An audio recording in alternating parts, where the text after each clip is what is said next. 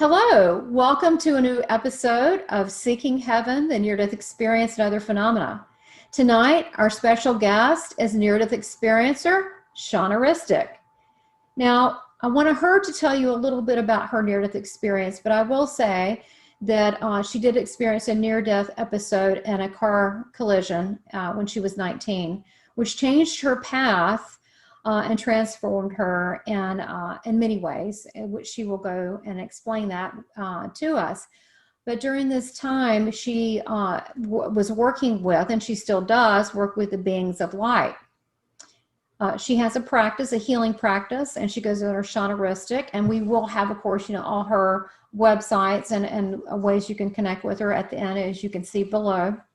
But I want to tell you about her. She's also formally trained. She has a marketing degree, a master's, and it's from Palomea, France. Valerie University. Valerie, France. And she lives in Santa Cruz, California right now. But she she's nationally certified in therapeutic massage and body work. And she's a very smart and very creative lady. We've been talking a little bit beforehand, and I am incredibly honored to meet this amazing being. So thank you for being here on the show. Thank you, Tamara. Well, I wanted to first start, and one of the reasons that I created this format in this show is I wanted to be able to, first of all, from people watching, to be able to listen to near-death experiencers, but listen to them in a different way.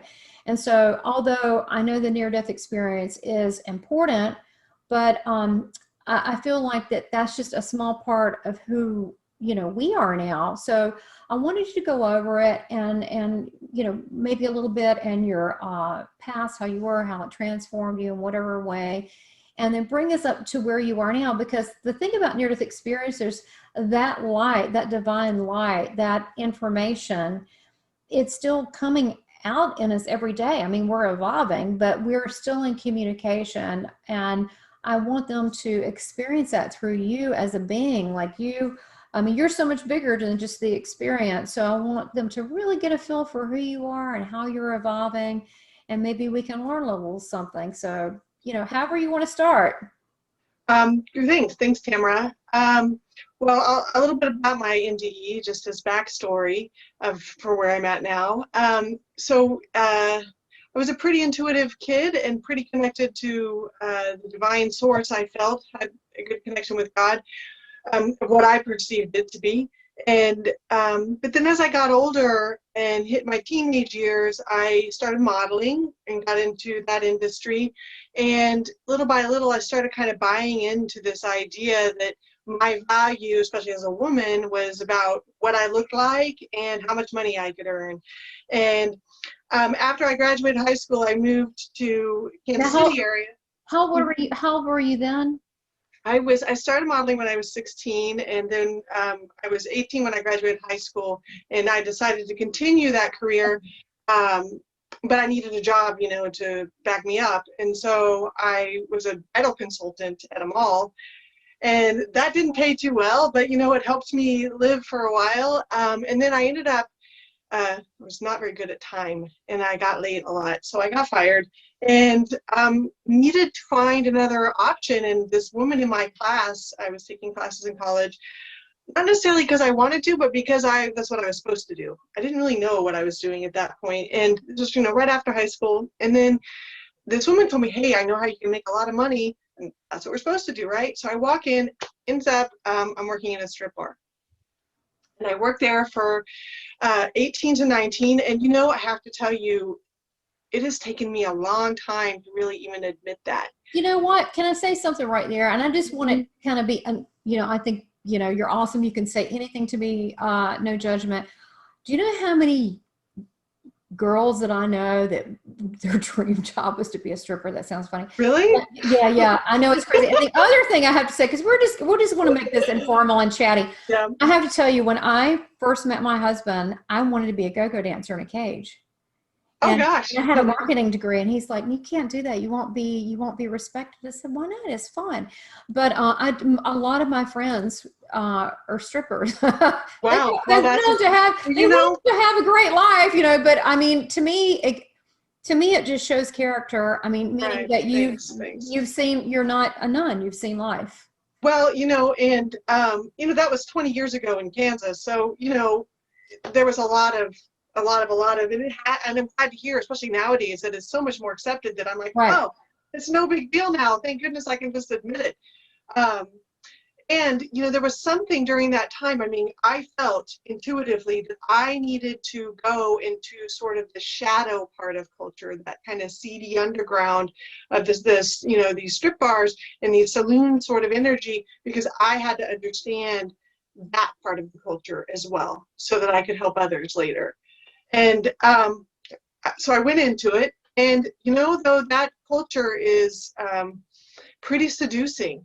And when you start making that much money, it's hard to get out of it and find another way. Mm-hmm. So done my share of partying. So funny to look at me now, like, so not that person, but I was that way. I remember, oh God, yeah. This is going to be recorded. Terrific. Oh, God help me. But when I was 15, I was going to bars. I was going to 21 bars, and I did not leave them until one day. Don't be I know people watching. Don't be judging. Hey, what is it? Cast the first stone. And so at 37, and I would stand in line not just where I live. I would go to different places in New York, and I would always get in, and I would stand there, and I would just go, they let me in. And it was my thing. I thought it was fine. And I got a lot of perks. I got in free. I did whatever.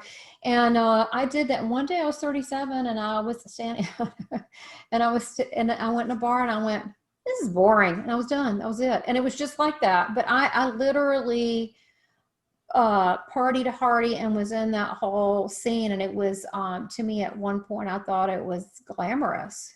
It does feel that way. I mean, there's great things about it. It's a really great way to have fun and socialize and stuff. But when you're working in that industry, there's a lot of not so great fun things, behind the scenes stuff, drugs, shady, the drugs, and, especially the prostitution and all of that. And I had clients asking me to go on trips with them. And, I'd go away from work, and I'd go out to those bars and hang out, and I'd have these guys hitting on me thinking they could somehow touch me all over and do crazy stuff just like they do in bars, all that. And then I go to work, and they do the same thing, but they pay me. And I started thinking, I might as well start getting something out of this. I'm dating these guys, and I'm not getting really much of anything out of it. And then I'm going to work, and then kind of started asking me to go on trips, and I was like, but there was a part of me that was like, that knew that if I cross that line into, prostitution, that's a point of no return, for me. That it would be really hard to go back and be intimate or be close or be in a loving relationship and not have myself be influenced by that. But nevertheless, I was sort of like contemplating all this at that point. I'm 19. And so I decided that I would go on a trip with a client. It was going to be on Christmas Day of 1993, and it was going to be to Atlanta. And in Atlanta was at that point sort of an up-and-coming hub in the modeling industry. So I thought, well, hey, I'll just go see some agencies, see what happens, and he'll pay for it. And I told him, I said, I'm not sleeping with you. This is only on the up and up. I'm just coming because you say you're bored and you need company, and okay. So I go, and then, it's very clear what the intentions were. And, he kind of called me into his room, and, and I sort of froze at that point. And he had the grace to realize that this isn't what I want. Sent me back to my room. Now, that night, I was sitting in my room, and I was like, I just had an encounter where I almost crossed that line. Right. And I do have another trip planned. This wasn't Christmas, on Christmas Day of 93. The Georgia experience was before Christmas Day. Sorry, the NDE happened on Christmas Day. I don't know if I made a mistake. That's okay. But so Christmas Day, I was supposed to have this other trip with another client scheduled. And this client was like a friend of the owner, so it felt a little safer. But you know, what's an owner of a strip bar? How safe is that, right? Oh, very safe. Oh, are you kidding? So I fell asleep, or it was in bed that night, and I was like, you know, I started imagining myself going to Minnesota to this Chiefs game, this football game with this guy. That's what I was going for, to see the game. I'd never been to a football game, and he was paying for it, and I was like, okay. And I was like, how far am I going to go with this? Am I going to cross the line? Because, you know, if I keep going on these trips little by little, it looks like that's the way we're going to go.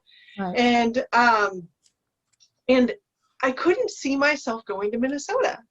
And I hadn't realized that I do that. You know, when you're going to go to like to the grocery store, you sort of picture yourself going to the grocery store, you get your car, you drive there, you park, you get out, walk in. I couldn't see it. And I was like, well, gosh, can I even picture myself going to the airport? And I couldn't picture that either. Mm-hmm. And I thought, gosh, what's going on? So I fell asleep that night in my hotel room, and I had, you know, insisted that if I went, we had separate hotel rooms. So I was in my room, and I was sort of contemplating all of that, and I woke up in the middle of the night, and I sat up in bed, and I was like, I'm going to have a car wreck, and I'm going to be lucky if I survive. Wow. And then I was like, oh, wait, you can't know that. That's going to be a self-fulfilling prophecy. Don't think about that, and sort of pushed it away. But then, you know, so I, you know, navigated my way, you know, finessed back from Georgia to Kansas. And, you know, a couple weeks later, I had moved back in with my parents because it was just easier at that point. I was sort of trying to get out of the bar system and think about other things, but it's a lot of money. So we woke up Christmas Day, had our Christmas celebration. They left and went to my grandparents' house in another town, and I took a nap.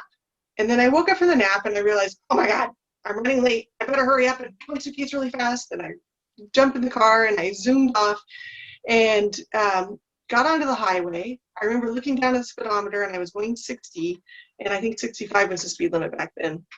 And so I sped up, and I remember looking, I was going about 75, and I was going over a bridge, and I was passing a car. And that was back when cell phones were like those big bag phones you plug in. Oh my gosh. Well, yeah. You're going back. Yeah. Yeah. And I was cool because they were new and I had one. Oh my God. Yes, I know. My dad had one, and they were huge. They were in a little suitcase you carried around. Yeah, right. So that was in the passenger floorboard of I was driving kind of an SUV sort of vehicle. So I took off my seatbelt because I had been told, you know, intuitively that I needed to wear a seatbelt before then. They weren't mandatory at that time. So I took off my seatbelt, and I bent over. I decided, well, I better go pass over this bridge and pass this car, and then I'll do it. So as soon as I was over the bridge, just about past the car, I bend over, pick up the phone, come back up, close to hitting the car. I swerved to miss. Now, what I remember is that I fishtailed, and then I stopped, and then I continued on. But what really happened was not that at all. I turned, and I think I nosedived. I've sat with this in meditation to just sort of have the courage to look at it again. And I nosedived into the median. My face hit the steering wheel and fractured I have metal plates in my jaw. It's been reconstructed now. Bunch of injuries. I was thrown from my car. Flipped. You would never know.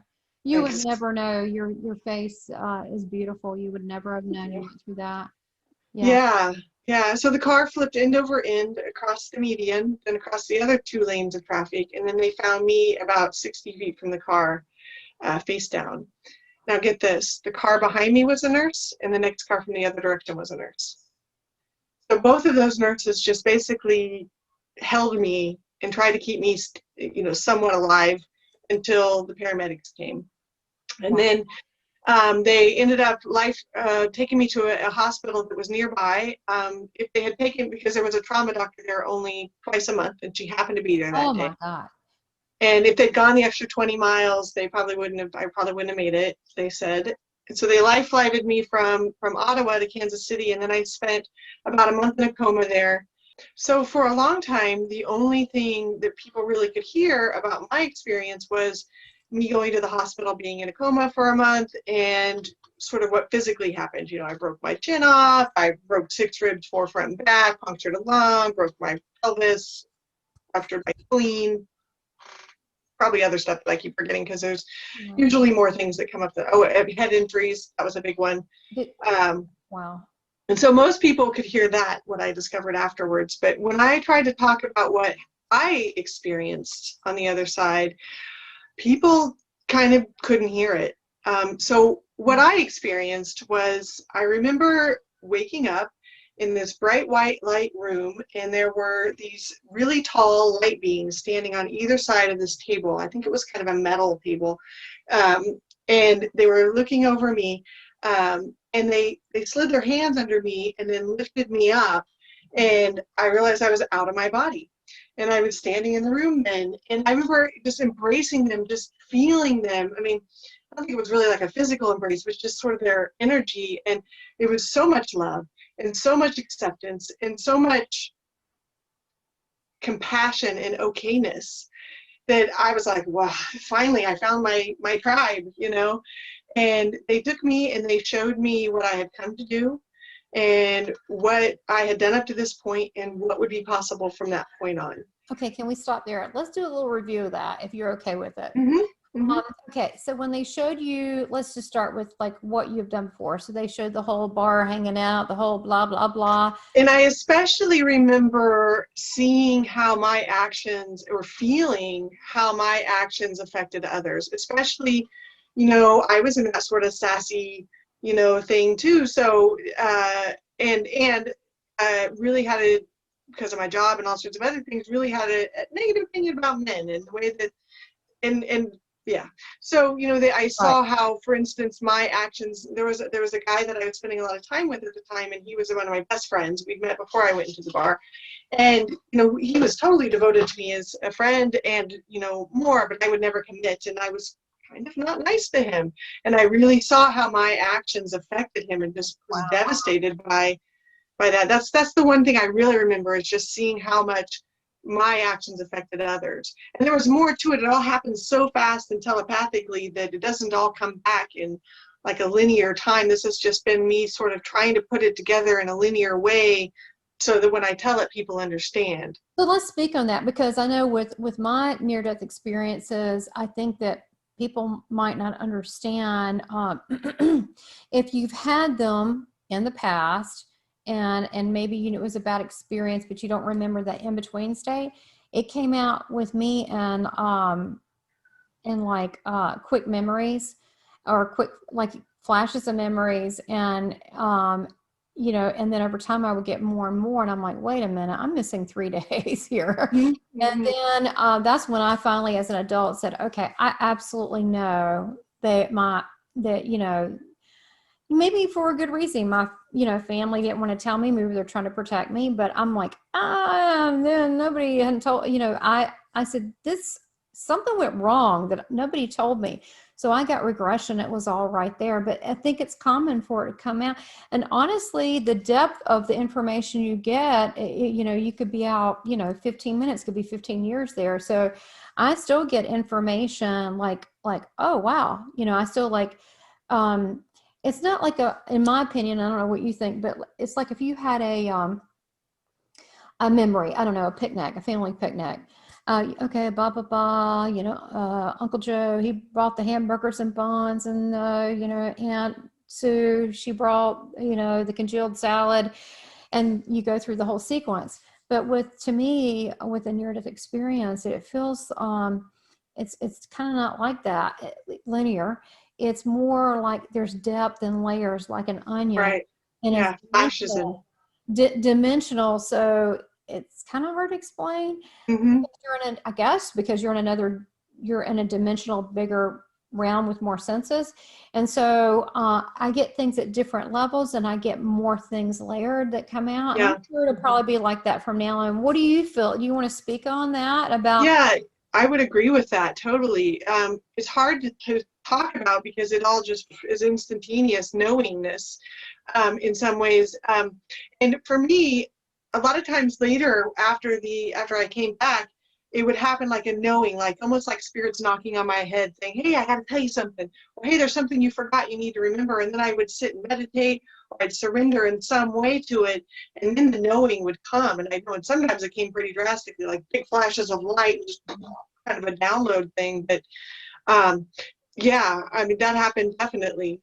There's a couple experiences later. I guess I can flash forward to those now. We can go back, or I can talk about it later. Oh, Whatever. I mean, we don't have to be linear. Chronological. Like, I mean, we can do popcorn fashion. Let's go, and we can. I mean, it doesn't matter to me. Sure. But I Great. think that speaking on the effects and how it comes out, I think some people will like, well, why now do you remember? Quite honestly, near-death experiencers or people that have spiritually transformed experience, they could be seeing things all along, pop, pop, pop, this, but they don't know, they see glimpses, they don't know what it is. They can't put it together because you're in a altered state.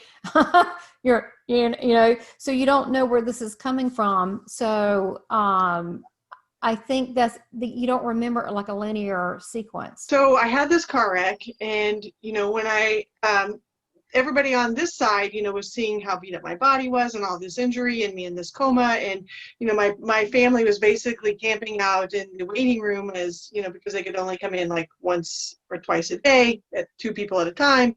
And so they were sort of just holding fort in the hospital. And that was sort of the experience everybody on this side. But what was going on for me was that I remember being in this, waking up, and I was in this bright white room, and there were these 6 beings, 3 tall light beings, and they were kind of lovingly reached their hands underneath me and lifted me up, and I'm standing in the room with them, and it was like my brothers and sisters, you know, and like family without the baggage, right? And it was just an immense amount of love. And they showed me what I had come to do, and they showed me, and I especially remember in that feeling how my actions had hurt others, but also feeling those actions from the perspective of the other person, like how my sassiness had affected, you know, this best friend I had back then. And then they showed me, you know, what I'd come to do and what would be possible from here on out. And it was sort of like, did I want to stay or go? And I tell you, I wasn't sure I wanted to come back. I really, it's nice there.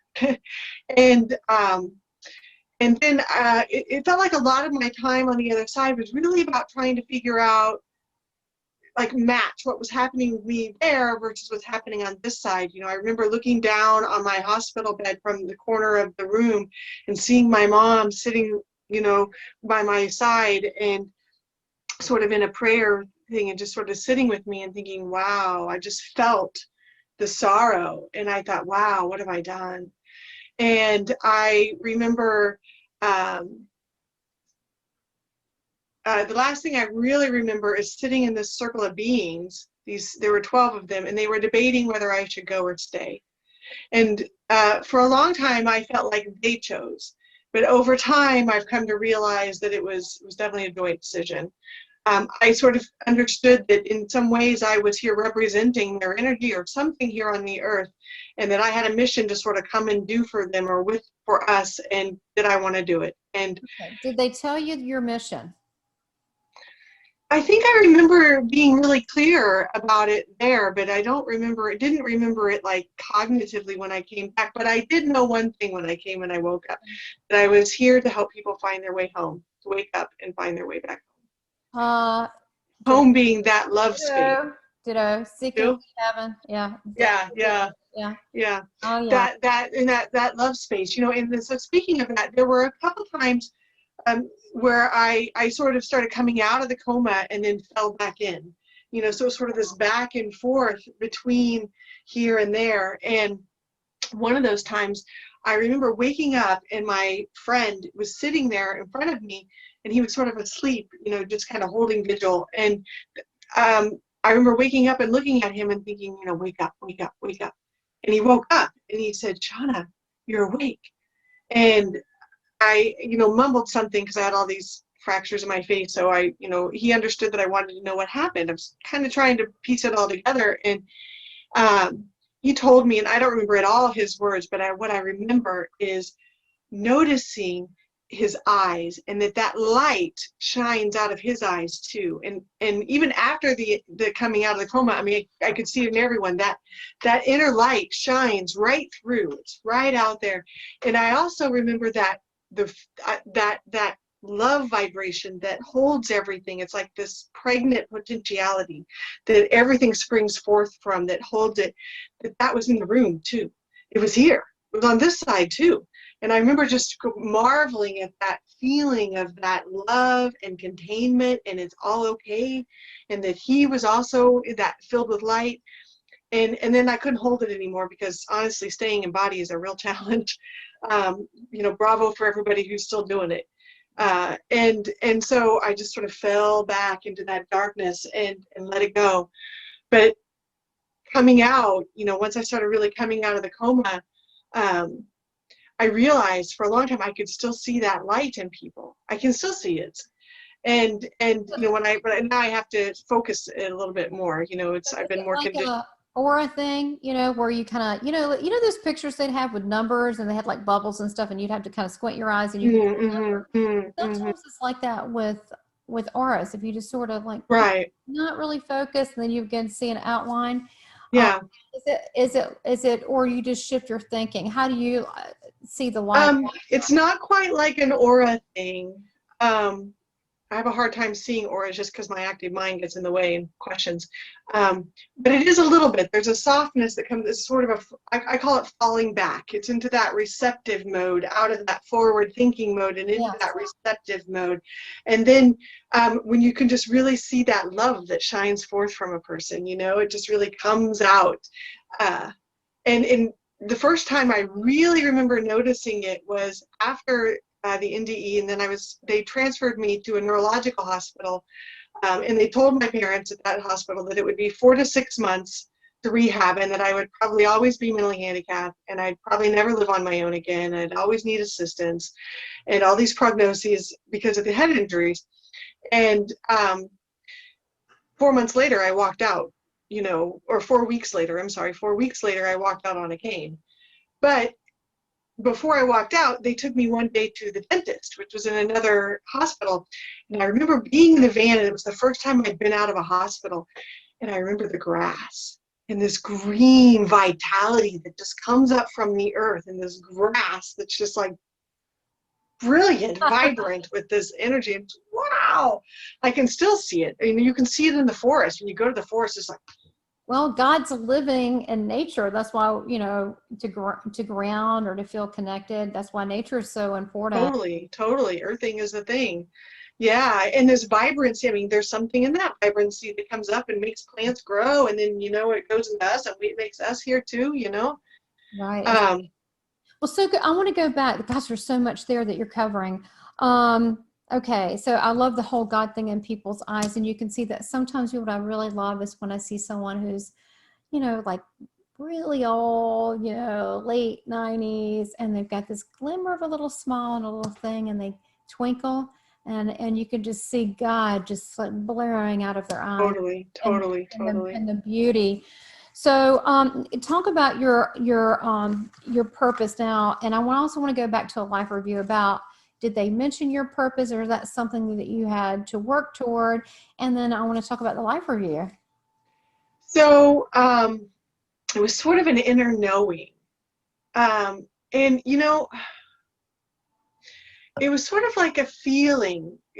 I think I knew the purpose. It was to come and help people wake up. And then, I've understood it more, been able to define it better just by the experiences after, because frankly, after that happened, the only thing that mattered to me was, what was that and how do I get back there? What was that love feeling? I know it's here. How do I find it? And so that journey took me, all the way to France. But in that journey, I had several experiences after waking up from the NDE. So, after I woke up, and then that was in February that I got out of the hospital. And then back that fall, I was going back to college and was driving. Everything for me. Well, not for me, but like for people. Did you start driving? Were you paranoid to do that, or did you go back and? I wasn't paranoid to do that, but we have a joke in my family that I'm queen of car wrecks, because I had many others after that. Oh my goodness! I rolled my car off the highway another time. Yeah. Well, It's not a pride thing. I mean, it's not something to be proud of.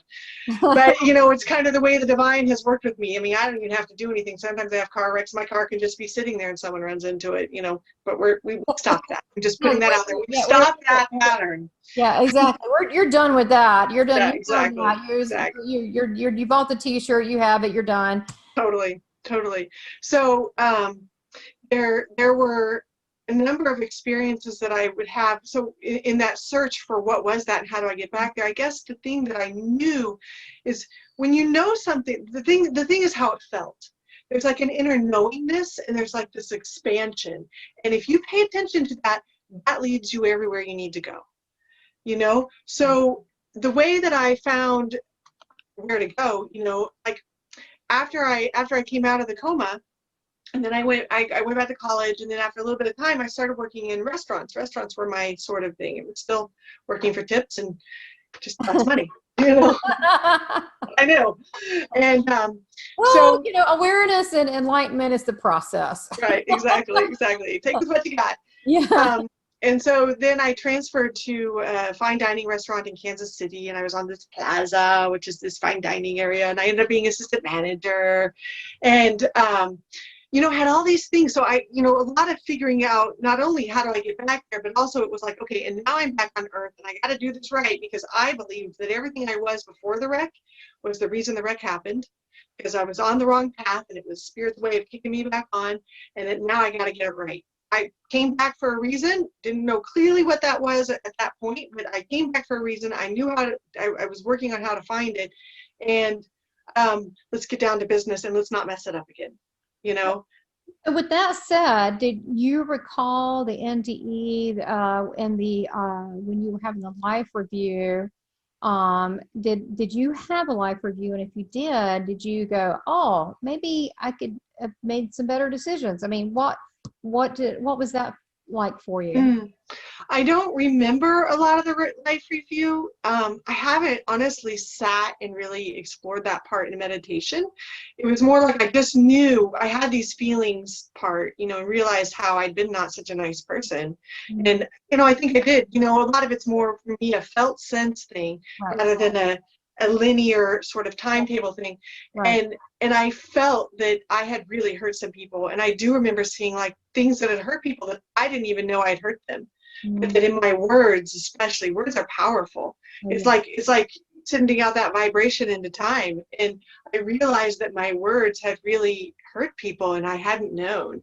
I think that was a real key part of when I came back and thought that what I was before was the reason for the accident, was that I was clearly in this hurtful path towards people and hadn't even realized it, and hurtful path towards myself.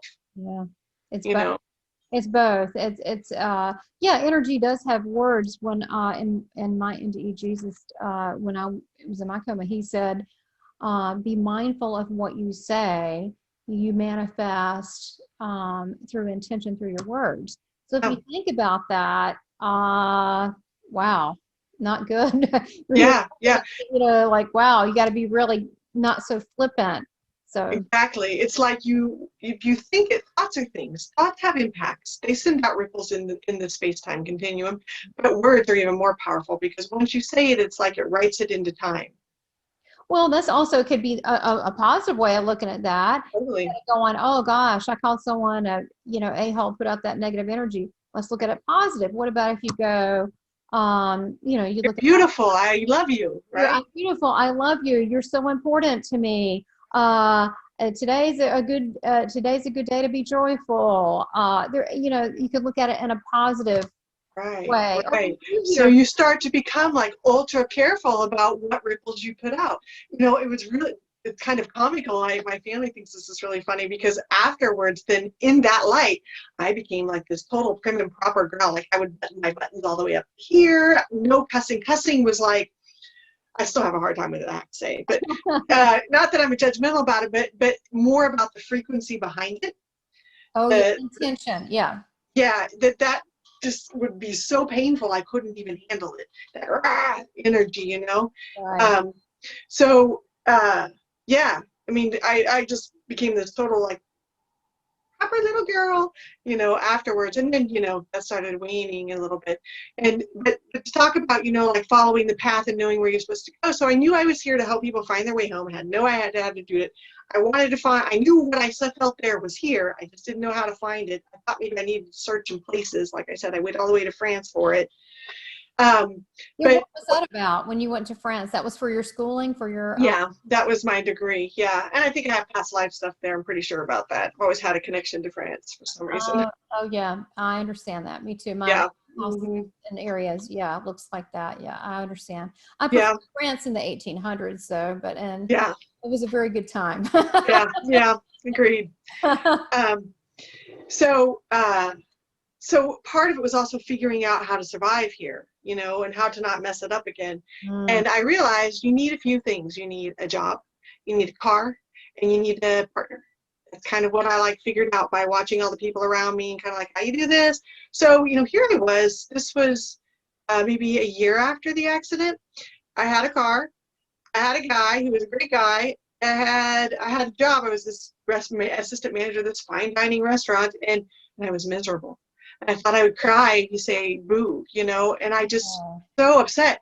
And I didn't know why. It didn't make any sense to me. And then, the boyfriend I had at the time had met a massage therapist. Now, back then in Kansas, I thought massage was still a cover-up for prostitution. 20 years ago. I know. I don't know, Some places it is. There are, I now am in the industry. I get the whole reason I thought that. And I also get, and then there's massage. It's just right. I get the value of it. I don't do that. But anyway, this massage therapist taught me otherwise, that, it's actually a profession. But she had a lot in common with me. And I remember going to her and saying, I don't understand. I have, all these things that I'm supposed to need to be stable here and to move forward with my life and be happy, but I'm not. And I don't know why. And she said, well, maybe you're not doing what you're supposed to be doing. Message from God, because they come in all ways. Spirit likes to use reality to give you its messages. That's how you know what you're supposed to be doing. And so that's a little nugget. Say that again and give a little explanation, because it's a good nugget there. So Spirit has many ways to use reality as a way to give you messages if you just pay attention. And that's the way it communicates with you. And that's the way to know your mission. Do you think? I think sometimes it comes in threes. Often it does. Often in threes, and I don't know why it's a trinity. I don't know the three. Maybe it's just we live in the third dimension. Maybe a triangle. I don't know, but it's threes and magical, yeah. And it's a magical thing, and they usually it'll be like that woman will say it, and then you'll meet a stranger who'll say it, and then you'll see a car sign or something. You're like, okay, I get it. Yeah. Well, she just said to me, maybe you're not doing what you're supposed to be doing, and I said, well, what am I supposed to do? And she said, have you thought about checking out this massage school? And so I went there. I said, okay, I'll go check it out. I went in, and as soon as I walked in, I said, this is it. This is where I'm supposed to be. And I just knew. And, so I dropped out. I was going to do psychology. I was going to do nursing, and none of that made sense. And so I dropped that and went to massage school for 2 years after I got my associates. And after I came back, I moved from Kansas City back to Lawrence, Kansas, and enrolled at the university there, mostly because I wanted to prove doctors wrong that, I could go to college and I could go to school and I could live on my own. And I actually got into the honors program in KU. Oh, that's incredible. I mean, you're such a success story. I mean, this is, to me, it's like a, I don't know if you've got that behind your wall, a phoenix, but you're an angel phoenix. Oh, thanks. Yeah. Thanks. So, I opened up this practice in Lawrence, Kansas in the back of this herb shop, and it just took off. And, people came out of the woodwork. A Rolfer that I had been working with, her partner, Rolfing partner, was needing to transition all of her clients into massage, and she liked my work, and she sent everybody to me, and then I was just busy. And I've been busy like that for 20 years now, They've got to come back for more of this Shawna Ristic. I mean, we've heard she's good. That's what you said. Yeah. So for your question about France, so during that time, I was going to college to get my bachelor's and running my practice, and decided, well, I didn't know what to get my degree in, because I thought, I'm doing body work and helping people. And, a friend of mine said, well, what do you love? And I said, I love French, but what am I going to do with a French degree? Well, you'll always be a massage therapist. And I'm like, okay. So I decided to study French. And then I decided if I'm going to be studying French, I have to be fluent in it. So the last semester was the last chance for me to go because it's harder to go there when you're not in school. And so I organized a way to get me to go for a year to France. I stayed in Montpellier, France, and went to Paul Valéry University, and ended up doing a year there. And that was in a language program with a bunch of foreigners, but not with the French people. I wasn't really integrated into it. It was on a French university, but not with French classes. And so I really wanted that immersion experience, although I was living and figuring it out in life and living on my own and all that. So I came back the next year and I taught English in grade schools and figured out how to get into the university as a foreign student instead of a foreign exchange French thing. And so I'd be equivalent to a French student. And then I did 2 years of a master's program in communication. Yeah. That's gutsy. I mean, you got to think that took a lot of, not only drive, but it must have taken a lot of great passion. It was another one of those things, especially then, like right after the NDE, those 7 years after, it was like this force, and if I just followed the force, the way, it was so much easier than just spinning in my wheels trying to figure it out. Like when I knew massage was the way, and, there was something in me that had to go to France. I still don't really know what that was all about, but I have a 150-page thesis all in French, and my diploma or my thesis was on how infant massage is a way of communication between mother and child. Oh, that's beautiful. Mm-hmm. It's funny when you're talking about thinking it through in your head, where you kind of, people roll things around your head, you're actually touching your head. And then when you're talking about, but when you follow the force, you're it's interesting. For your heart. But that's actually honest to God true. To me, I believe that God talks to us through our heart center. Mm-hmm. And that's where he connects with us, because your heart doesn't lie what you want. Some Exactly. people like, I don't know why I got to have that man, but my heart says so. So here we go. But right. or I don't know why I got to go to France to do this thing, but your heart knows. But when we start rationalizing in our head, that's where we get a bit lost. So I thought it was very interesting how you literally went, because that's just, you went here. And it's so true. Yeah. I mean, actually, talking about what I'm doing now, I mean, a lot of the classes I've had people ask me, how to do the intuitive work that has kind of developed out of this whole experience, because part of, when I came back, it's this sort of knowingness that happens. So just knowing where to go and knowing things. And then what I discovered when I would be working with clients, I just know things about them, or I just know what they needed to do to fix their life, or I just know what's going on with them, or my hands would just know where to go. Okay, this is really good information. Not only, not saying that everything you're saying is just, fascinating and brilliant, but this knowingness, this is a key here, because even like, it's a higher level of communication. I know even with like mediumship, like the Book of Spirits with Allan Kardec, or whatever, however you say that in French. But the highest level is knowing. Because why? You think about God. God is what? Omnipresent, omnipotent. So people go, what do you mean spirit knows everything? Well, yeah, when you're in that state, it's not that but you're just fully aware of things, and that you just know, electricity. Oh, okay. It's not that you really, oh, okay. They just know things. So in that state, as spirit beings, and we connect more in that way, we can have a quick download and know things. And not only do you have to be an NDE, but people can do that right now. Tell them how you connect. I want to hear about how you came into your own practice, but just to handle this one little thing, because people are like, yeah, how do you get that knowingness?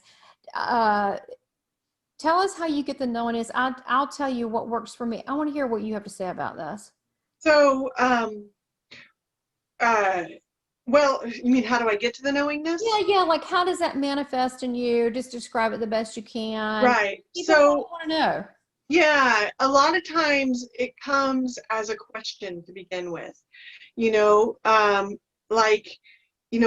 how do I get back there? Or, there's something that I feel like I've forgotten in the NDE, and I need to remember it. But if I think about it, I'm never going to get there. I can't think about it Right.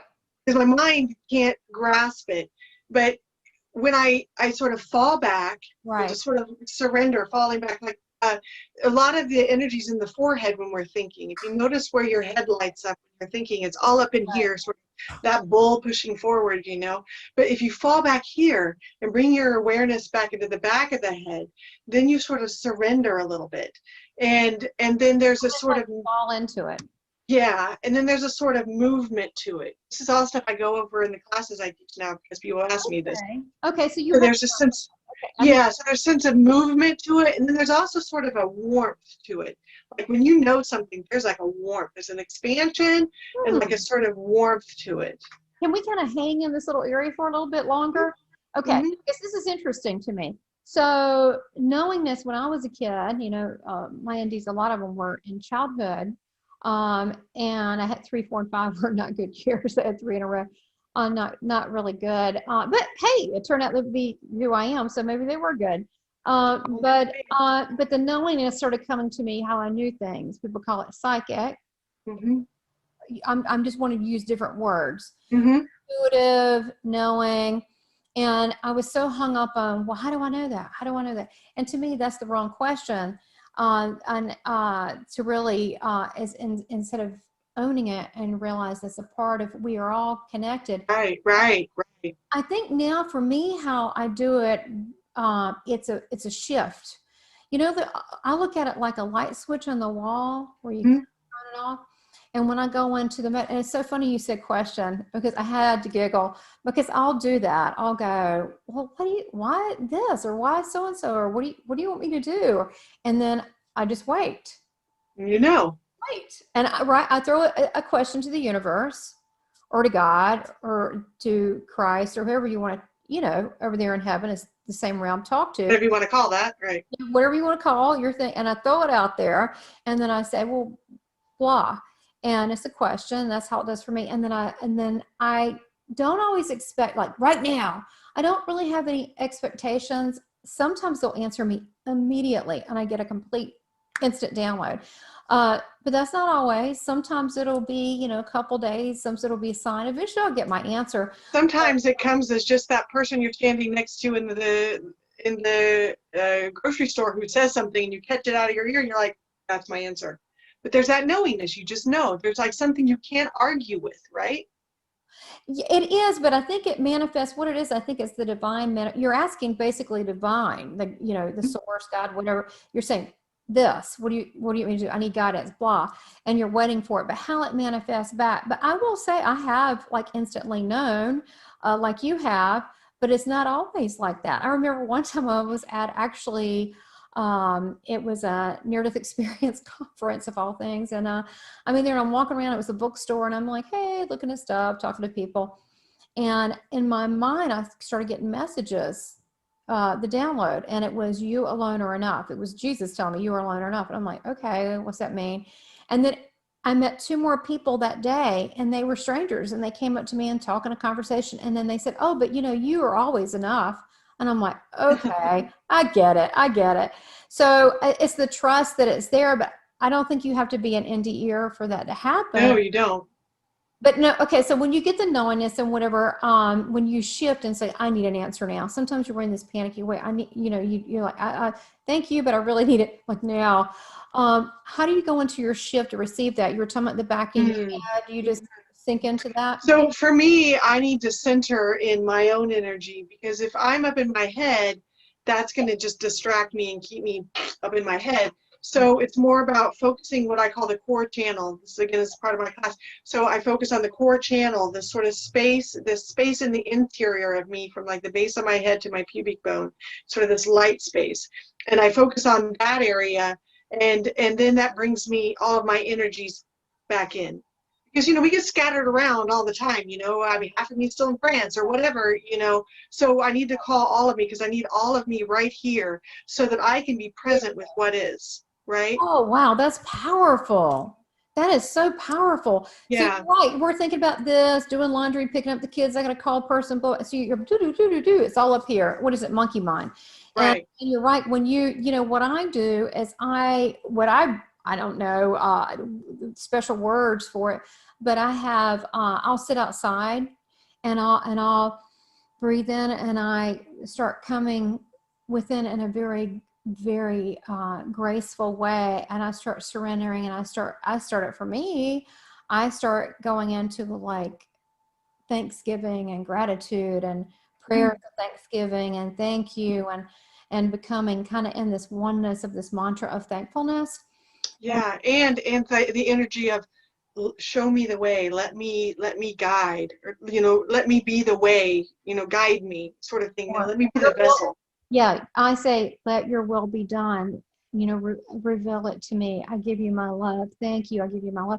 And after a while, I mean, look, you giving love like that, and you're like, yes, thank you. I mean, it's good stuff. You're going to get it back. You're going to get something. Right. It's going to be good. I don't know what it is, but that's, to me, a kind of like a quick way. Right. Another quick way I've discovered that's a really, like, what I do on the fly, like if I'm having a rushed day between clients and I've got to drop into me, it's because, if you don't know where you are, you can't know where anybody else is, right? So it's good to know your frequency. So if I need to drop in quickly so that I can identify, say your name 3 times. Oh, me? Yeah. Okay. Tamara. See, there's a party that goes boop and lights up, right? That's me. That's so silly. Yeah, it is silly, but it works. Okay, but what else? Okay, but what else? It's okay. I don't care what you say. So what else did you get from that when I said that? You quickly read me. Mm-hmm. Okay, so keep telling me. I mean, I don't care. You mean, like, what did I know about you? Energetically, when I said that, you had a download because you smiled. I knew you did. Right. Well, I also saw that it aligned you. There was a part of you that came into your, like, normal, silly, giggly self, right? It just kind of went, and you're like, and I saw this little girl, like this fun little girl that liked to go play all the time, right? Yeah, that's true. And that's kind of who I am. But a lot of people try and to you used to ride your bike a lot. The what? I think you like to ride bikes a lot. Yeah, and I really like, it's so funny you said this is hysterical. Today, you know how things pop up on your screen, and I clicked on something and a bicycle came up, but a really pretty one. No, serious. But it was an adult, but it was like a tricycle, and it was like a wheel in the back, but for adults, and then it had pretty colors that you could pick different colors, and you could put a basket. You need a tricycle. And I have been thinking about adult tricycles. Oh my gosh, how much fun! Yep. Well, there's your second confirmation on that. Well, you know how I do it? If I judge someone's, you go, oh, judge, we hate that word. No, I'm trying to evaluate. If I'm trying to evaluate a total stranger off the street, right? And I need to correspond with someone, and I'm trying to fill out, are they trustworthy or not, or where they are energetically, like just a quick thing, nothing complicated. I'll go, hey, how are you? And I'm usually kind of over friendly. If they look at me like, what's your problem? Go to hell. I can usually pretty much figure where they are. If they go, yeah, what do you need? You can tell right away. It's like quick, but it's that. Sure. But you got to get it in the first second, because as soon as they do that, they'll switch and go, oh, hey, how are you? And they'll put the mask on. So you have to first little quick thing. They'll show their interest immediately. Yeah. Yeah. For me, it's really about always knowing where I'm at. Because what I've noticed is that, like, I'll be with someone and, like, suddenly I start feeling like I want to cry. And I'm like, and then, my mind will jump in and say, why do we feel like crying? It must be because of your favorite thing to dump your suffering on. Because of this, because of the way this person treated you, whatever your favorite thing is, you have your whole litany of, I'm messed up because of these things, so that's why I'm crying. But what was really happening was that I was just picking up this person in front of me's sadness, and so if I'm not clear where I'm at, then I walk into a session, for instance. I mean, this is especially what I do in a session. If I walk into a session and I'm not clear where I'm at, and this person starts to, whatever's going on with them, or even behind the mask, then I may pick it up and assume that it's mine. But if I want to be really clear what's mine and what's not mine, so that I can be there more for them. Because how effective would I be if I'm getting all confused by it? And sometimes it does trigger things. Like, and I'll be like, oh, thank you for letting me see how that resonates in my life, you know. Every And now and then, yeah, you'll, like, I've gotten things every now and then. I'm usually kind of just there for the mhm. person, but every now and then I'll go like, oh, it's hitting my stuff. Oh, I feel that, right.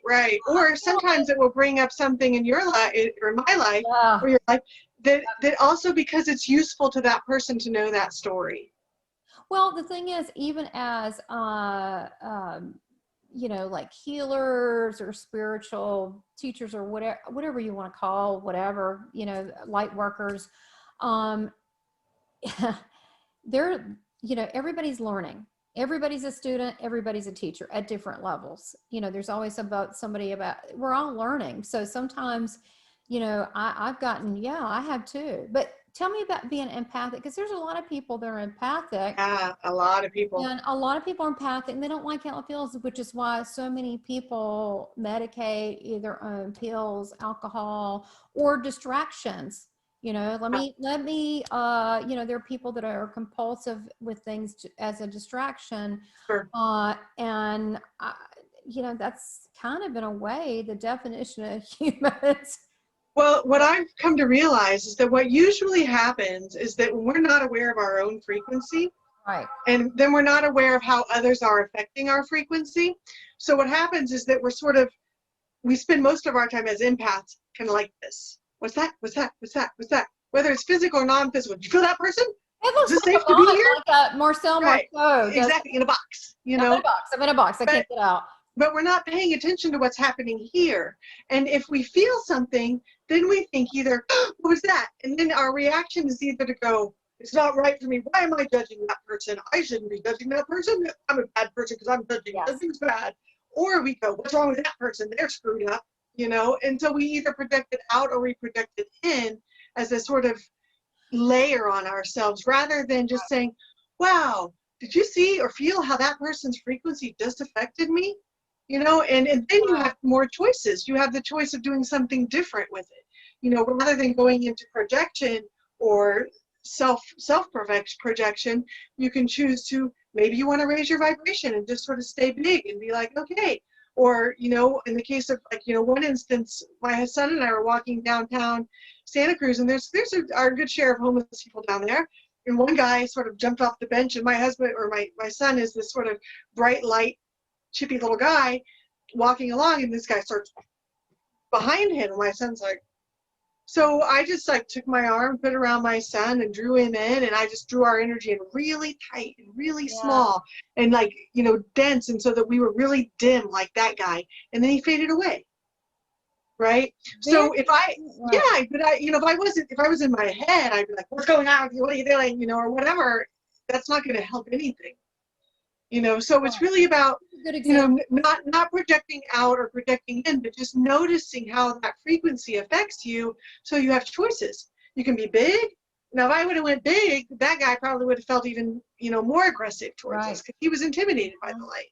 I think these are very good examples. It's just really, and I think these will be really good concepts for people to consider. One of the things that I see that if I get, like, let's say I meet someone and I get like, it's not often, okay?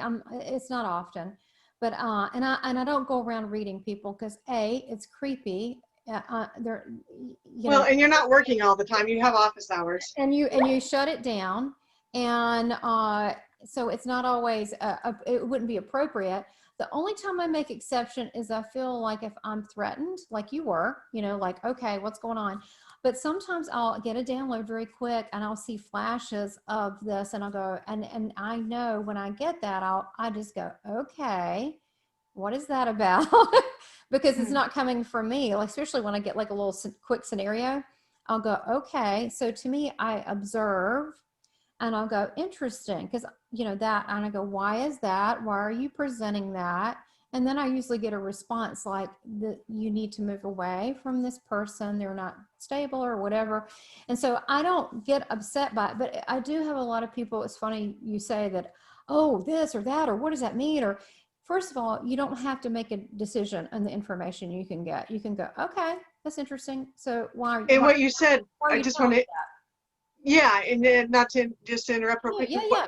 I like the word you said, interesting, because that's it. It's like having interested curiosity is the word I. Yeah, it's not, but not fear. See, and a lot of people, Right, and then right. when I do get that heavy feeling in my chest, let's say it could be I'm gonna walk near a dark alley and I feel heaviness in my chest. It could be something that has happened in the past. It could be that, hey, you don't belong here. I don't freak out. I don't go, oh my God, I'm feeling this. It feels terrible. It feels awful. I go, okay, thank you, God. I got a GPS. Very good. What are you trying to tell me here? What does this mean? And that may mean you need to leave now. Or it may mean, you know, it could mean a lot of things. It could be you are the wrong energy level for here you stand out. And what you said is that the biggest thing, it sounds like, for you is just to stop and listen.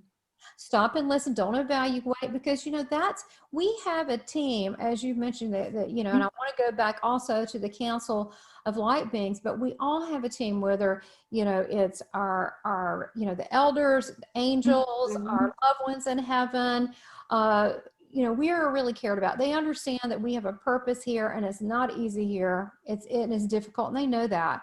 And I call it in Team Heaven, but they do. And so when we get that information, we should be more grateful. Like, thank you Right. for telling me. My gosh, I'm so glad that you really stopped me. Yeah, kind of threw me at first about this person. 6 months later, you find out they're crazy. Right. Or whatever. Yeah. Or whatever. They're, you know, Yeah. like, oh my God, that's a stalker or something. You know, you're like, you thank your people for like stopping you. So I don't, you know, I tell them, don't panic. It's just, like you say, it's just energy. It's just information. And it's Right. information to help us. Right. And go with interested curiosity, be like, oh, what is that? You know, and I think you said, we said, you know, you listen. And I think it's important to say that it's not always words that come.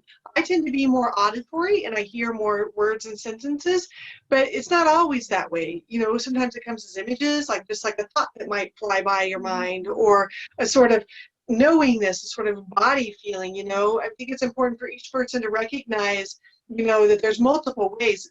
It's kind of like learning styles. Some people are visual, some people are auditory, some people are kinesthetic, some people are tactile. It just depends on, you know, how you get information. And it can come in all those ways. Well, you know, it's interesting because I know you're, you know, a marketer. I'm a marketer. That's my background and degree. I didn't go to France, but that's Well, my. I wouldn't say I'm a marketer. I just say I have a degree. My comms degree actually, unlike a lot of comms degrees do with marketing, but my comms degree was more work on interpersonal communications Oh, and group communications and how groups communicate. fascinating. Well, but the thing is, it's back to communication. And I always give presentations to board Right. members. Communication, communication, communication. And just because it's communication doesn't mean that everybody's good at it. I find most people are not good at it. And it's because the level of the confront, they're not willing to confront things. And, you know, with an NDE, you kind of have to confront it at some point. And on some level, it comes out in pieces. But communication, even with spiritual, the things that you do with healing, these are really good tips about talking about how to communicate with yourself and spirit, and not just living people, but living people too. Like that was a great example of the bum or the guy or the lady. Right. Yeah. Yeah, you know, and on that same front, like you were saying with the GPS thing, it made me think about, you know, one thing I used to like to do when I was in France. I was sort of, you know, it wasn't long after the whole NDE, and I was still, here I am in a foreign country with a foreign language trying to figure it out. And one thing I would do is I would go out in the evenings and I would notice that if I, you know, there's all these like Mediterranean spirally, like, you know, labyrinthy streets, it's easy to get lost. And I would notice that if I would go, and sometimes after a while I purposely would get lost. I'd just walk around until I got totally lost. And then I'd walk and I would follow the brightest path. And it's not necessarily the most lit, but it was which one felt the brightest, you know, and it could seem like light, or it could feel like that openness or that warmth, something drawing me in that direction. And I would always find my way back home. It was probably your angels, but you know, it's funny you're saying that. I remember when I was in art school at East Carolina, we went on a trip, and we went to New York City, and we went to art galleries and studios, and it was really kind of interesting. But I was with the group. It was a small group. It wasn't a lot. It was like 12 people. It was a very small group, and I got lost And here I am, oh, cute, sassy, you know, walking around, and I get lost. And I get lost in this very Hispanic neighborhood. So, which means I couldn't speak any Spanish. With the Spanish I learned was not very good. And so I'm walking through it, and all of a sudden I was told, act like you belong. Because I thought, well, I could kind of pass, you know, for being Spanish. And some of the areas look rough. Not because of Spanish, because it was rough, but the language thing was another factor. So I just acted like I owned myself, and I did the same thing. You know, I feel this felt right, go here. And I do feel like I was being led, but finally it was a store owner. I went in and I looked and I said, where am I? And he was so nice. He goes, now, first of all, I'm going to tell you exactly to get back where you need to go, but don't talk to anyone because your accent will give you away. But he was looking out for me. And it's funny, if you really, we're not put here to fail. We're put here to succeed. Totally. So, Totally. but we've got to listen, and we've got to still our own minds. And like I said, how you make, you know, when you were talking about coming into your center, another thing that I like to do is once you come to center is that I like to just go way out and just be light, be the light, and go way out and just sit in it and sit in it, and kind of that presence with God. But to me, we get so distracted in our mind. And I think that, you know, hearing you talk about how you work with the energy, these are good tips for people. Now, tell me about how you, I want to talk about how you work with the beings of light, and also how you came up with your program, and when did you start a business for yourself? Okay. So the journey with the council has been interesting. So they were these beings that I met in the NDE. And then when I came out and kind of started talking about them, it's funny, I remember I told it to my, I think it was my dad, and I was like, these beings were there. And he said, oh no, what happened was that on the television, there was a court case going on, and that's what you saw. And you took it into your dream space. And for a long time, that really stuck with me. And I was like, how do I know? How do I know? And then later they explained to me, they said, how else would we communicate with you but to use reality to bring you to awareness? You know, so sometimes those things do happen. But anyway, the way it happened that I got into communication with them was, I said, you know, so I found my way to massage school, but I was still, you know, really dealing with the depression and just the sadness, you know, sort of suicidal thoughts, which don't make sense at all. But it was just, I guess what really bothered me was the dense frequencies here. How much people hurt each other. You know, I mean, who ever thought war was a good idea? And to create peace? Oh my God, it just hurts people. Just hurts people. And that just broke my heart to see how people would hurt each other and themselves. And I didn't know what to do. Especially, I mean, not to interrupt you, but especially themselves. I see a lot of people lacking self-love, and I just want to ditto you. There's such acceptance and so much love. It's not really love like here, so I don't really know how to explain it, but it was just a completeness that then here there's these weird games, and then, you know, I found out later in life, people lie. Who knew? Yeah. And I was like, wow, what a disappointment. And they do weird games, and you know, and I have to be honest, sometimes I still get disappointed by that, and I have to say that's their journey. Don't judge. Keep going through your journey. That's where they are. So, does that still affect you? Does it still bum you out?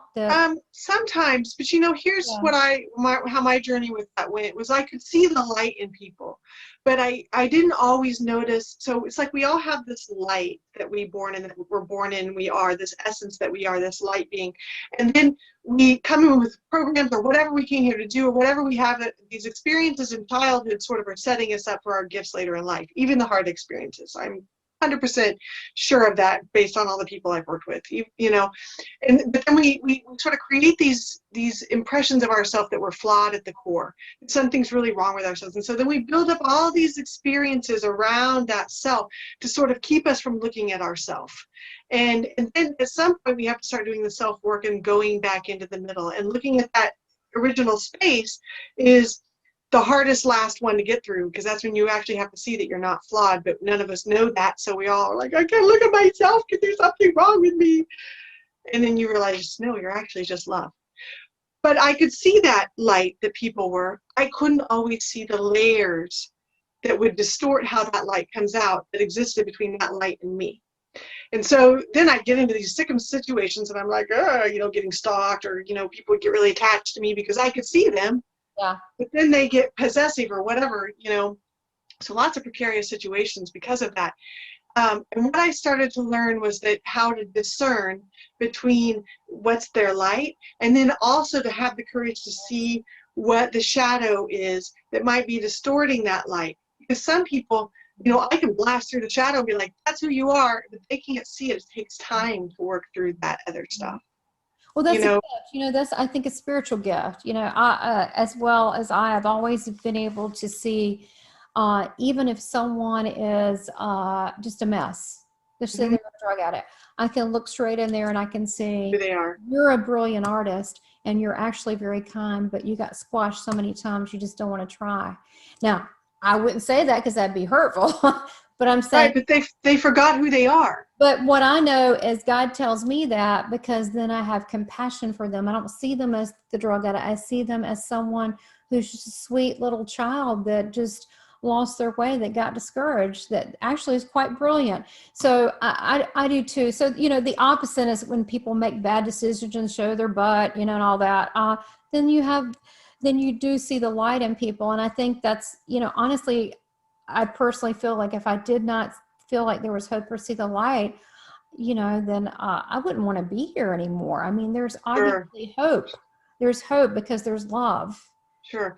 And, I think that, even those people who can't see who they are, or even those people who do bad things, they're the light inside. It's just they've forgotten their way and they've forgotten who they are. They've had so many lifetimes, or this lifetime, that have created so many filters above their light that it's impossible for them to see who they really are. They've just forgotten. And I feel like that a part of what I do is to try to help those people find their way home. And you too, to see that light and say, I see your light. Now let's help you get there so you see it too. Absolutely. But, it's interesting that, healing is not just, especially with, near-death experiencers, because we bring the light with us. It's not really the words. It's not, it's the, it's a multidimensional kind of experience, right? Like with your healing, right? Because you're working with a team. So no, I assume you're still working with your team of light beings, right? The council. Yeah. Yeah. So what happened was that I was going through this depression period, and I finally just started journaling. I just started writing, just everything. It was like I had so much in me that needed to come out. I just started writing it and writing it and writing it and writing it. And then, I kind of would go into sort of a trance-like state, I guess now looking back, where it's just a stream of consciousness just coming. But when I would go back and read it, I noticed that at some point something started answering. And it would answer my questions, and it would give me the reasons, and it would always encourage me, and it would tell me, you're just, going through this right now, or you're just readapting, or, and I had this whole sort of, and that's where I started working with the council from this side, by journaling and channeling them that way. Well, and this is I'm so glad you're covering this. I want to talk about channeling. That's what you're doing. I mean, you can say automatic writing, but it's a little bit, to me, I think it's a little bit more meaningful, not to like dump on anyone's definition of automatic writing. Automatic writing, let me give you the terms on that for people that don't know. That would be basically where you kind of zone out and go, okay, I got a question. And then you just start writing, and you may think it's you at first, but then you're like, wow, I'm just really writing stuff down and it seems like you, but then later on you read it about a day later, you don't remember writing it. That could be automatic writing. However, to kind me, of stream of consciousness, and I usually start it with something like, here I am writing again. I don't know why. It's been a while since I'm just going to get the pen going, Well, and it can, I've done it like I have a question, or I've been woken up and written stuff down, but we're all from heaven. We're all children of God, and people are going to say, oh, even those evil ones, look, they're choosing to be that way. We don't know. Maybe it's their lesson. I don't know. We really want them to come back to Team God, but but even them too, there's a light and there's a spark in there, but we're all connected. So there's no reason that we should all be able to get a download from heaven and be able to write and Totally. I always tell people, write it down. Well, I don't know it up. Sit there, be quiet, and you'll get an answer. That's what I always tell people. I mean, my thing, I always tell people, write a Jesus journal, is he loves to talk to people. I mean, he's Totally. like so friendly. He just loves to talk. He does. He's happy to say, walk with me, walk with me. Yeah, he does. I said, he'll tell you. I mean, you know, you can, but yeah. And, you know, some people need to identify with a person. And we talked about it kind of earlier pre-show that, you know, they're working in unison in heaven. So they come across as we, and that's sometimes hard for people to wrap their minds around we. And so I don't have a problem because I know they're in my best interest. And when they say we're here for you, I know they're coming from, it's a frequency. It's very, very high, very higher than here, that I know that they're working in my behalf in Team Heaven. But some people like to connect with a person. And so that's why I said, oh, well, okay, you can talk to Jesus, but it's the same channeling, the same source, and everybody can do it. So are you still doing that now? Yeah, I do. You know, and what happened was that in sessions, it's like they would tell me things. Oh, sure. It was like, you know, I just kind of know things. And then sometimes I can't do that. I can't say that to that person. I can't just ask them that. And then it would just be so persistent in my head that I just have to blurt it out. And then this whole healing process would unfold. So over time, you know, so in Kansas, I didn't feel like I could really talk about it then. There's a thing that people tend to do when you talk about the woo-woo stuff. They kind of glaze over and they're like, ooh. And you know you've lost them.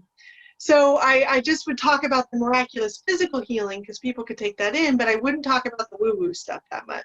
And then I just know stuff, and that would happen. And little by little, I mean, I never hung a shingle about the intuitive stuff. I only did the physical stuff, and I was very well trained in anatomy. I really focused a lot on, you know, I worked a lot with rolfers and chiropractors and really structurally, so that I could have that believable system, or that, you know, that real structure behind to fix people's bodies. But then information went off, and I couldn't make it come. It didn't always come, but sometimes it did. And after a while, more and more people just came for the intuitive stuff. They didn't even come for the other.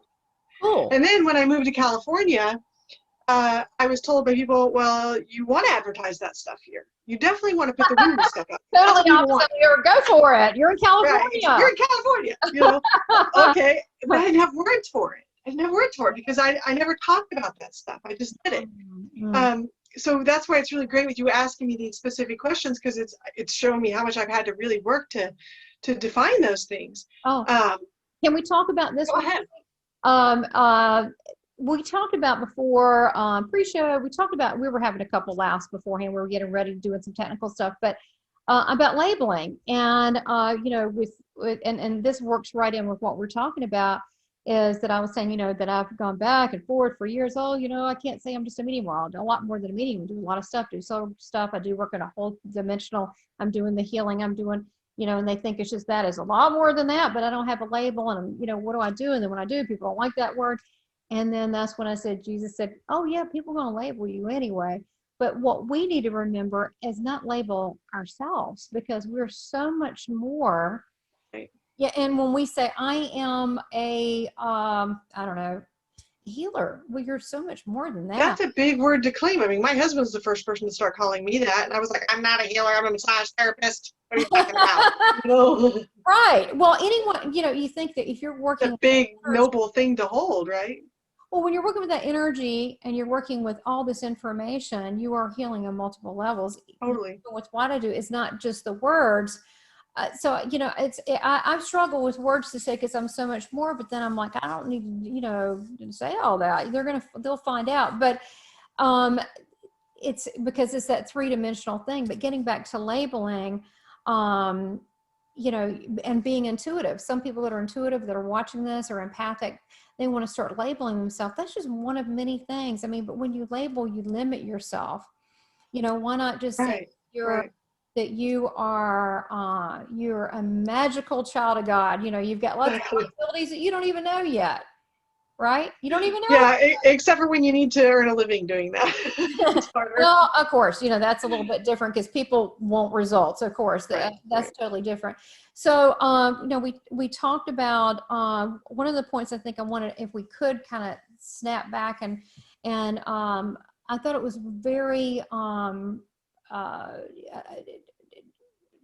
vulnerable and probably healing to a lot of people that heard that. Well, we made a little bit of jokes about the beginning with you, and then I said, yeah, I thought it was glamorous being in the bars and blah blah blah blah blah. But part of people that are doing something, whatever that is, that may be something like that, or whatever it may be.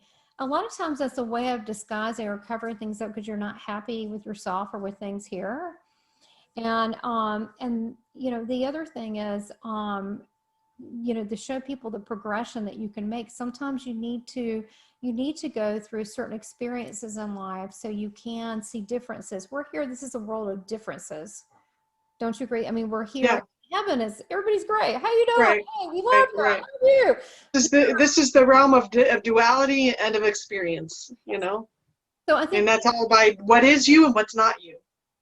right. And I think that sometimes people are very hard on themselves. They go, oh, I've done this or I'm that, or I'm not a good person, or how can I be divine or holy? Well, none of us are perfect. And that's really not, I don't think, what God wants of us. Because that's because you're human. You're human. Yeah, exactly. Right. And we're supposed to have a human experience. But I think that sometimes these experiences are necessary to build our character. Matter of fact, I think it even says that in the Bible, but it's to build our character because we have understanding and compassion of others in that situation. So, Totally. And that's why we shouldn't judge, because we don't know what someone had to go through to be where they are now. And we shouldn't judge ourselves either, because it limits us on our spiritual growth. Totally agree. So tell us what you're doing now with far as your business, what you might have plans to do, and how people can get in touch with you. Yeah. So now I still have an in-person office both in Santa Cruz and in Los Gatos, which is in Silicon Valley, that I see clients. For now, we're going to see, with the current conditions in the culture, and in-person is a little bit more challenging, but, we take all the precautions we can. All the proper sanitizing, and air ventilation and all that stuff. So I see people in person in Los Gatos and Santa Cruz still. I still have a good share of clients who just want to come and want me just to fix their body, and then people who really can let me just sort of hold them and sink into where they're at and follow their energy and see where there's blockages and see what needs to shift and transform. So, and that's what I've been doing for 20 years now. So I'm still sort of doing that, here in California. But what's really been, and here's an interesting story too, what's really been developing for me is the online stuff that I'm doing through the classes. So these workshops developed, I looked at my copyright, it was in 2017. Who knew it was already 3 years ago? Didn't feel like that long ago. But anyway, back then, I had someone who was referred to me, and his mother was not comatose, but almost. And she was not responsive. She wasn't able to communicate anymore. She was in a home, and they weren't going to be able to keep her in the home. They couldn't afford it anymore. Not in her home, but in an assisted living home. And she spent most of her time in bed, and then they'd wheel her to the table, and maybe she could feed herself, but normally not, sort of situation. So they wanted to know if I could help them communicate with her and see why she was holding on. And so I sat in meditation before meeting her, because if you sit, that's another way to connect in, is you just sit with someone's energy. I use their name. Their name is a frequency they've identified with their whole life. So you sit with their name and their frequency, and you'll know. And I was like, wow, she's not even body. She's out vagabonding around. The only reason she keeps this body is because she thinks she needs to have a body in order to stay connected to her family. Oh. And otherwise, she's everywhere else, just hanging out, going and visiting these people and these people. So I came there, and it was an amazing situation. And I said, I didn't know what was going to happen. I show up, and she's, sort of in bed, and I realized I could hear her. I could hear her internally. And so I just started speaking and saying what she was saying to them, and they could ask questions, and we had started this dialogue, and she woke up. And she sat up, and she was like, ah, ah, ah, because someone could hear her. And we had this great connection and this great communication. It was just this reunion.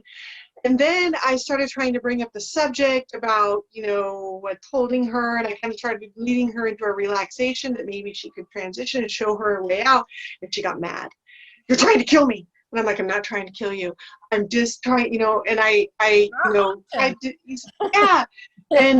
And she just shut down and I couldn't hear her anymore. She shut off and I was like, wow, and I left and it was really like a disturbing end. And then like a few months later, they called me back and I came and she remembered me. She was, and I said, and she wouldn't talk and I couldn't hear her and I couldn't hear her. And I was like, this is not going well. And, I was still new to this in that concept, doing it that way. So I was getting all self-conscious about it and everything. And so then I send them away and they're recording it so they could hear everything. But I sent them out and I just said, look, your family invited me here. They wanted to know what's keeping you here. They're nervous they can't keep you anymore and they love you and they don't want to have to move you. What's going on? And then they came back in and we had this wonderful reunion again and we had a really great conversation and it was really beautiful. And then I left and then like a month or two later she passed and I felt her.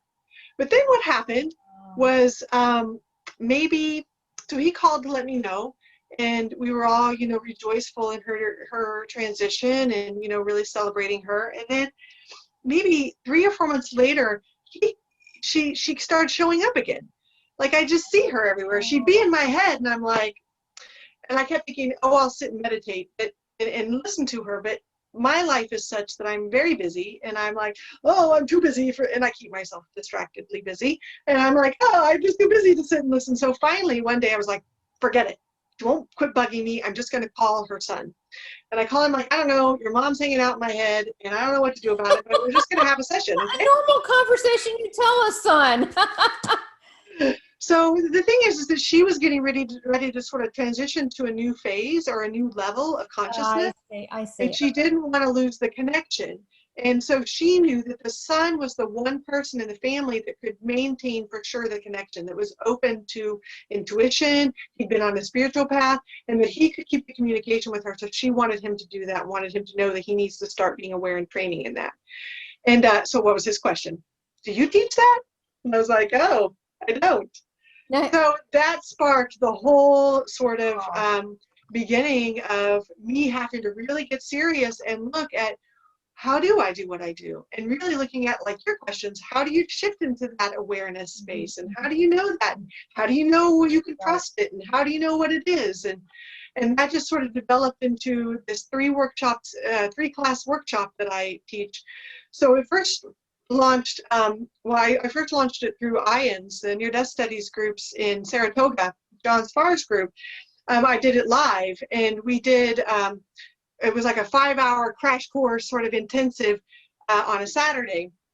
For the first class is called Your Unique Vibration, and so it's really about learning what you feel like and really getting clear in that so that you can differentiate your vibration from other people's. Because if you don't know where you are, then if you get intuitive information, your mind's going to be like, you just made that up.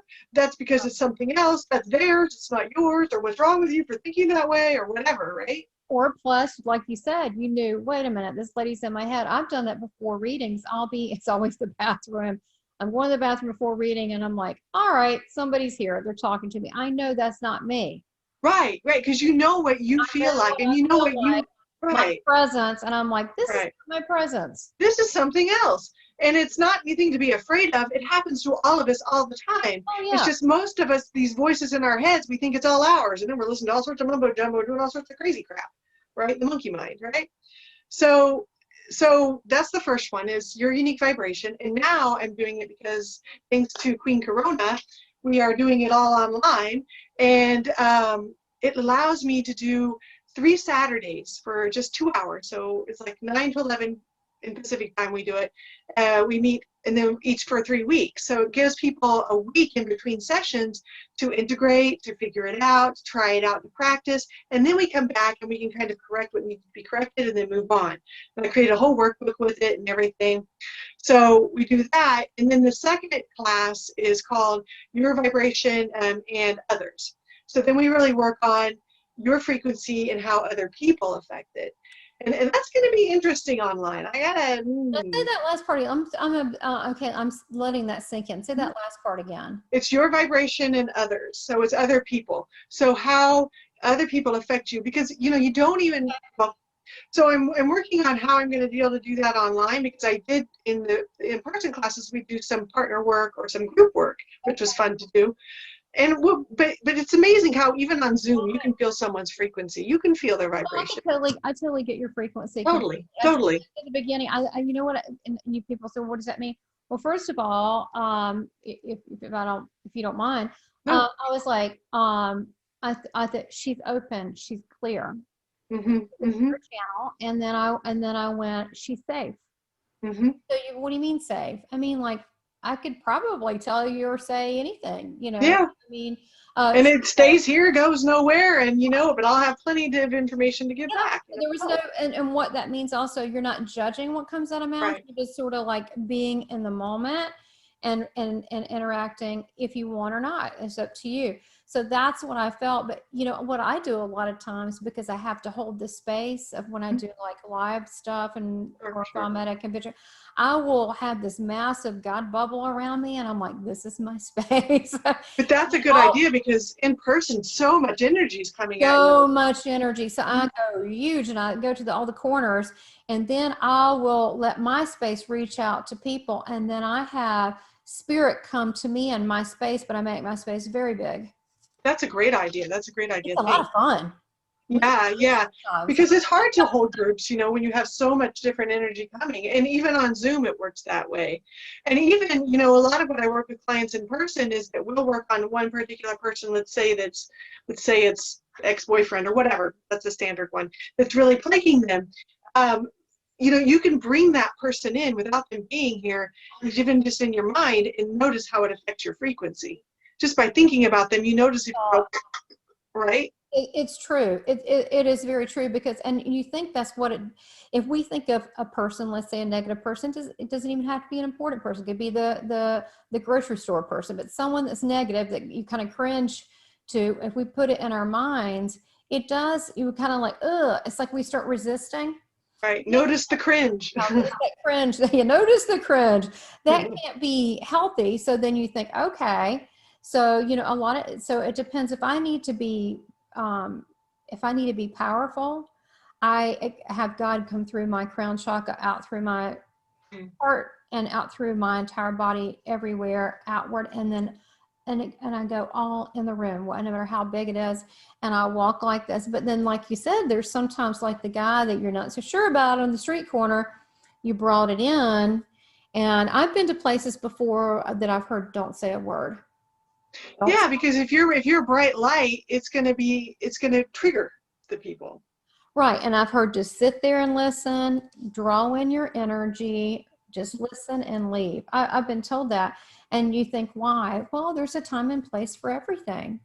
Maybe that, we don't always have to interact. Sometimes we can just observe. But this sounds fascinating. I mean, right. So you're going to have all this on your website when you're doing things. Okay. And then there's one last class. So the last class is then your vibration with the non-physical. And that's where we work with more guides and angels, and we talk about the spectrum of frequencies, and sort of the, for lack of a better word, hierarchy of beings and things like that, and like how to know who you're working with and what information you get. And really, I haven't in the past made them consecutive, but it's really better if they are, because if someone's thinking of taking that, I would suggest taking all three, because your vibration, and then noticing how it's affected by others. Then by the time you get to the non-physical, you're not debating it so much, because that's the hardest part, is this whole self-editing. I didn't really feel that. That's not really what I thought I saw. Or, kind of arguing with ourselves and debating it is the challenge to get over for most of us, especially people who have done academia and who have these trained minds. I have a master's degree, so I got this nice box I know how to fit in with critical reasoning. The hidden box. Right, exactly. Right. Analytical, and it is it's a mind. You're shifting. It's a shift. Right. And, for sure. From the mind to the felt sense. Absolutely, but I do think that understanding the transition of energy. But I did that as a kid growing up. Going, who's that? Is that me? Is that them? Is that spirit? Right. Is that angels? And I played this game.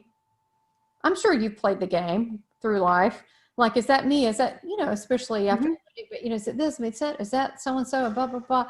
And what happens is you begin to get better at it. it's practice, like Yeah. everything else, right? Yeah, sure. Don't you think? Yeah, I do think. But I think it's also, we all have these experiences where things don't turn out like we expected, or we misjudge someone and then they end up hurting us or whatever, and then we end up with this sort of mindset that we were wrong, and or we should have listened to ourselves when we knew and we didn't, and then we'll fix that next time. But we start doubting our intuition, when actually it's often not even the case. If we could just sort of step out of the way a little bit, instead of this sort of self-judgment thing, and look at what we learned, or even just consider that maybe I don't know what that was all about, but I will later. Oh, absolutely. Sometimes you don't know, and sometimes we go, why? Do we really need to know why?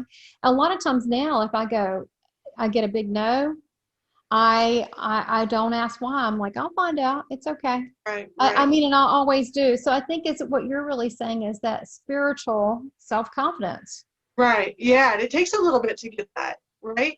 And it's great to work with situations where you have confirmation. The nice thing about my practice is I'll pick something up and I go, does this make sense to you? And then, they'll either confirm or not. And that helps me to build the confidence, right? Oh, absolutely. Well, in this world, this physical world, people need evidence, whether it's, oh, so is this what's going on in the part of your body? Is this your mind thought process lately versus, oh, your relatives here, they're saying that you have the brooch with the bird on it. Right. I don't know why that's so important to people, but quite honestly, I get excited when people tell me stuff and I'm like, oh yeah, that's good. I get excited. Right. So, I mean, it's just human. Yeah, but I'm really glad that you get that information, like the brooch, the bird, because people are always with me wanting to know, like because deceased loved ones show up, right? They show up and then I'm like, oh, hey. But then if they come purposely to want to talk with someone, I can usually connect with that person. Oh, but yeah. Then they want me to tell them something from that person that only that person would know and no one else would know, so that they could believe and be confirmed, right? They need confirmation. And it's great that you get that sort of evidence, because for me, because of the way my mind works, is I get panicky and I'm like, I don't know, when I get frozen and I'm like, Some people will say pressure. that they come in there with a buzzword from the Right. If they don't, I've had that, yeah. The buzzword. And so if they do, I let them like, look, I'm just the messenger. So they know how to communicate with you. So don't expect a buzzword. And sometimes they'll get uppity. And I hold my space in a session. I'm like, look, I'm here to help you, but allow it's kind of magic. Allow this to happen. But yeah, sometimes I've had people argue and get a bit ugly. Not often. I just really believe this. If only you could tell me this one thing. Okay, so and I look, it's just me. I'll go, who's the medium here? Let me help you. And because people come in with the box, and then once I've done it with a couple of people, and I said, okay, let's restart, let's relax, and then we go back to it, and they're like, oh wow, but you can't. People have expectations, so I try to frame the expectations of not having an expectation. Right. And and I feel fortunate in my work is that I work with the whole spectrum of people. I tend to get more people who have been in the business, who are the healers. I tend to be the healer's healer, and I also tend to be people who have been spiritual practitioners. And then the trick is really, I don't have to work as hard. I just need to guide them to get the answers themselves. I love it. And that's really fabulous too. Not that I don't mind, helping people who are newbies and who are new to this and haven't really figured out, haven't done much spiritual practice or much meditation or whatever, but it ends up being a different kind of session than those people who have done spiritual work. Then, that we can put in practice what they already know. It's true. It does run a little bit smoother, only because they've had more practice understanding the mechanisms and what's going on. And not letting the mind get in the way. Right, the monkey mind. But the healers need more healing than a lot of other people, because they're always giving and putting out information in their energy that they absolutely do as well. But what is the old saying? The cobbler's, the shoe. The cobbler's children are the poorest children. They don't have any shoes on. Yeah, right. They always let themselves go. Well, look, give us your website. Tell them how I'll have everything below, how they can get a hold of you. And I can't wait to, hear the things that you're going to be doing. And then we'll also be having a question and answer session with Shawna, where you'll be able to go in and ask about energy or the beings of light or life purpose or whatever comes up. So that will be on Seeker Speak Live. So, and I'll let you know when that is, and we'll do the Q&A, and you'll be able to. I mean, we'll keep this conversation going. So till then, Great. Your website, shawnaristic.com. Correct. Perfect. And then we have it below.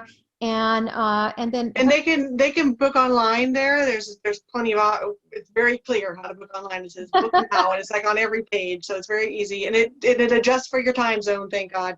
So they can book online with me if they want to do it that way, or they can. My phone number's on there as well, and so is my email, so they can reach me that way through my business line or my email, and book through me that way if that's easier, or just to ask a question or whatever. Absolutely. And then we'll also, when you have your classes up or whatever, when your next thing is with the webinar, yeah, that'll be on your website. Maybe they can sign up for your newsletter, so there's a way to get in touch with you. But and both those are available on my website. In fact, the classes are already up, but we're running the first class right now. We're just going in next Saturday, the last session of that class, and then in November we start the second class, the Your Vibration and Others, and I am considering there's 1 or 2 weekends in between there that I am considering having sort of an intensive, like, crash course on the first session for people who maybe missed it but do want to jump into the second one, because we do a little review in the second one, but they may want, there's some, I've done some workshops where we did sort of just a quick everything in one, sort of the basics class. I think that's a great idea. That way people can catch up if they really want to get involved. Sure. Totally. So if someone really is interested in that basics class, please email me and let me know, and I can work on getting that up online too. Well, you're going to be doing a lot of stuff. We talked about that. I mean, I can't wait to see all the things that you're going to be doing. Totally. So look, you are definitely a little earth angel. And keep shining bright. Keep shining bright. So thank you. Stay the same. You're welcome, Tamara. Love, and keep walking in this divine beauty that you have and sharing it with others. Thank you so much, Shawna. You're terrific. Thank you. Tamara, it's great to work with you. You too. Namaste. Namaste. Oh, okay. End of that. Thanks. You too. It's great to talk to you. You too. I'll let you know when this airs, and then we'll set up the live Q&A with you. All right. Great. Bye. Bye.